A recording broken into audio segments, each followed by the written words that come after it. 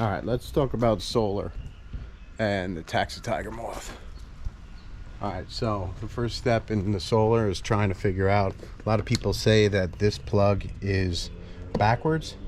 So the easy way to do that is to just grab a multimeter. You could buy cheap ones. This is a Klein. You could buy it on Home Depot. I think it's like 80 bucks. If you need it, I know there are cheaper ones out there you can get on Amazon. So what we're going to do is I'm going to hook this up so we can see that it's backwards.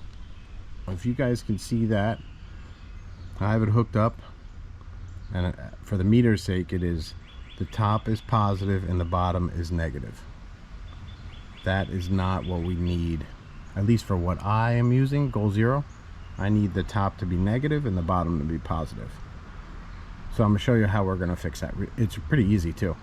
So into the Tiger Moth.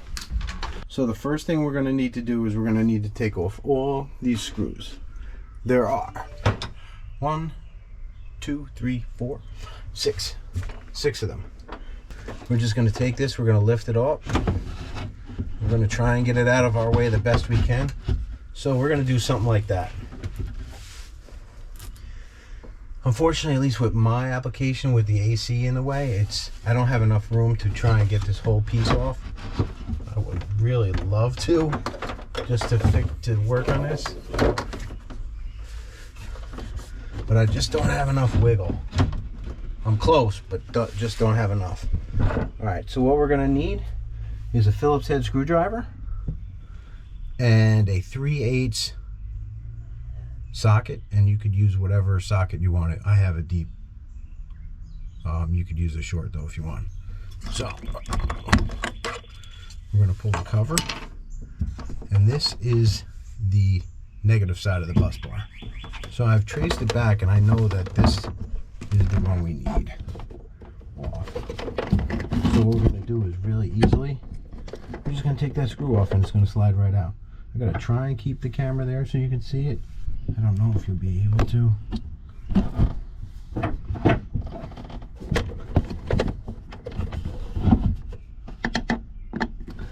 The one thing I would do is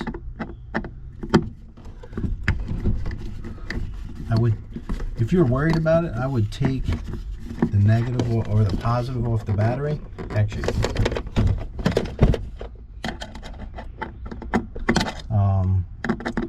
but for this case, I have the battery off. And there's no power involved with this, so I'm really not worried about anything with this. So that's pretty much it. That's all. So when you're doing electrical work, what I'm going to do is I'm going to pull it all the way out, and they have it like woven in between stuff. So I'm just going to put that out, and I'm going to sit on it. And then the hard one, at least for me to video and you to see, is this one right here. Hopefully you can see it. We just need to take that one off. Try. Watch it, how easy it is. So 3/8, and it's not that tight. Okay, I'm going to take that all the way up.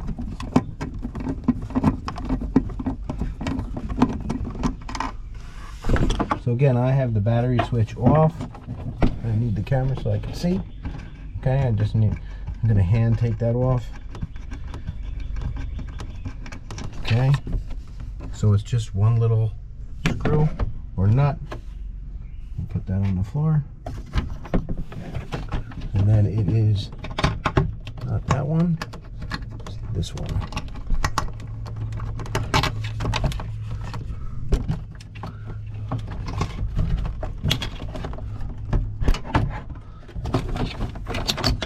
Okay, so that's out of the way. And now what I'm going to do is I'm going to feed in the opposite side.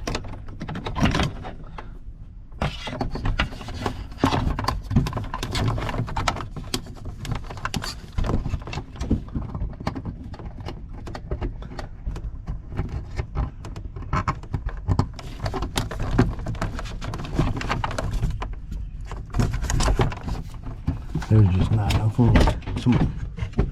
more than likely they put this together.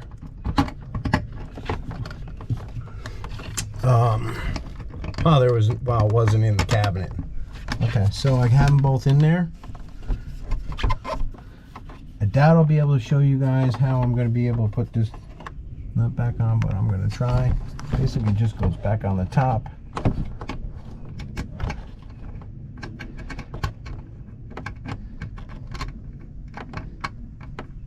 And it's always hard starting it just because you don't want to cross thread it, so you just want to make sure it just grabs nice and easy. Sometimes what you could do is spin it backwards and you'll feel the nut like drop. There it drops. It just dropped. So now I just need to turn it forward. Oh, lifted it off. Oh, it dropped. And then you just spin it forward. You might have been able to hear that because it's so tight in there. Okay.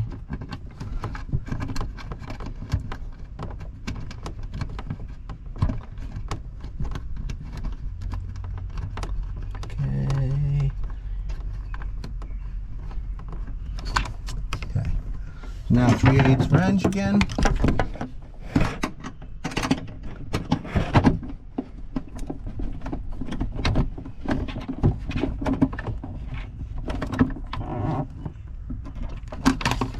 All right, so there we go. We have that side reversed, so it'll work with my goal 0. And then what I need to do is, more than likely, according to odds, this is not going to be long enough, and we'll see.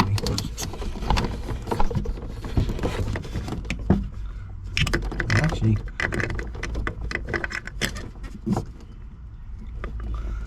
so it's just going to be a little too short and tight for what I like. So what I'm going to do is I'm going to take another screw out.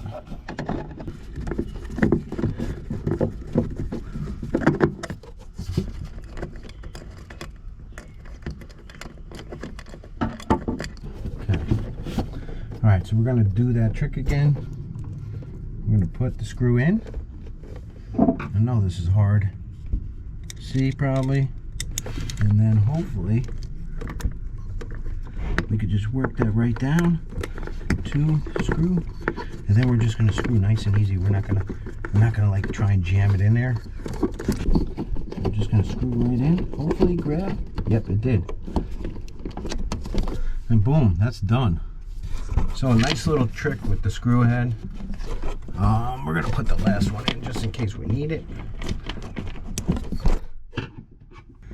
I showed you that trick with the screw with the ring. We could also do it this way. What happens is you take the screw and you load it up on the screwdriver. Now this works better for Phillips as opposed to flats. And you see I just put it right there in the screw, and then we're gonna turn it nice and easy, and it should go right in. Now another way you could have done it, just like we did with the other one, I'm gonna take it out, and I'm righty. This is a little tough for me. And hopefully you could hear it. So if you get the screw right in there,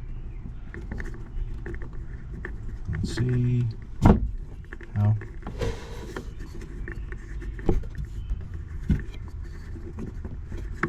Oh, so you hear it, it'll drop. See right there, it dropped.